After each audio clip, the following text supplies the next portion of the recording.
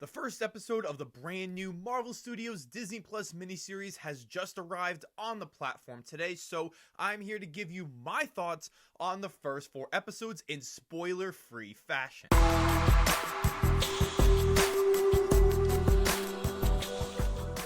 What is going on, film fans? It is Brad from Let's Be Real with Brad. Today on the channel, I am talking about the brand new Marvel Studios Disney Plus miniseries called Moon Knight. Jeremy Slater is the series creator, as it stars Oscar Isaac and Ethan Hawke in the lead roles. This miniseries is about a former US Marine struggling with dissociative identity disorder, which grants the powers of an Egyptian moon god, but he soon finds out that these newfound powers can be both a blessing and a curse to his troubled life. Moon Knight has been one of my most anticipated Marvel Studios projects since it was announced a few years ago. He is a character that I have always been intrigued by since I played as him in the Marvel Ultimate Alliance game, and even having a sweet action figure of him, but I never knew his true backstory. Since I was so excited about watching this show, I gained access to an early screening of this miniseries featuring the first 4 episodes to talk about it early, which was the best decision I have made this year. Now that I've seen the first 4 episodes,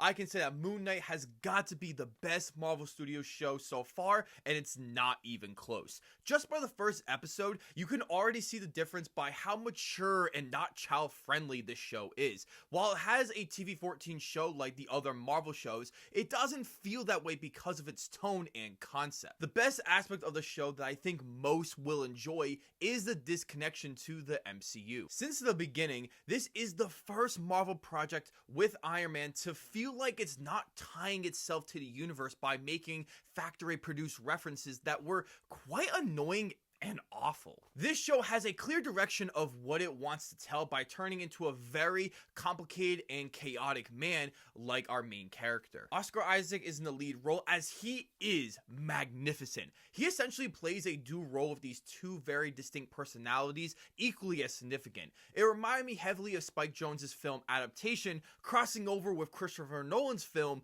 Memento. Isaac was a perfect choice as he dominates this role. Ethan Hawke also stars in it, as he is quite excellent. We don't know who this character is or what he's trying to accomplish, but he is so mysterious, and Ethan Hawke pulls off this performance seamlessly. I have enjoyed so much in these first few episodes that it doesn't feel like a typical superhero project.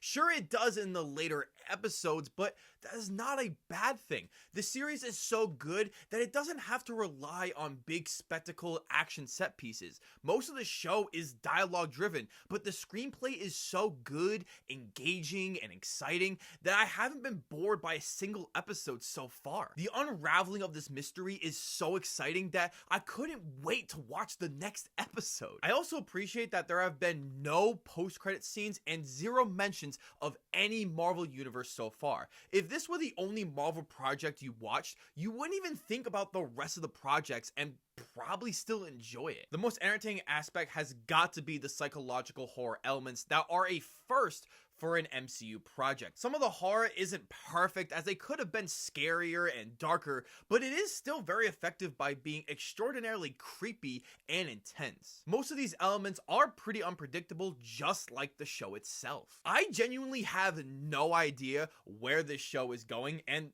I love it. I usually guess where many storylines are leading because I have seen so many films and think analytically about the progression from a writer's point of view. Maybe if I had read any of the Moon Knight comic books, I would, but I'm glad I didn't because this show has been so entertaining and so unpredictable. The score is also great, as it is full of energy and it feels so different than we have usually gotten from the Marvel Universe. It doesn't feel like it's going for that grand spectacle over-the-top score we are used to hearing.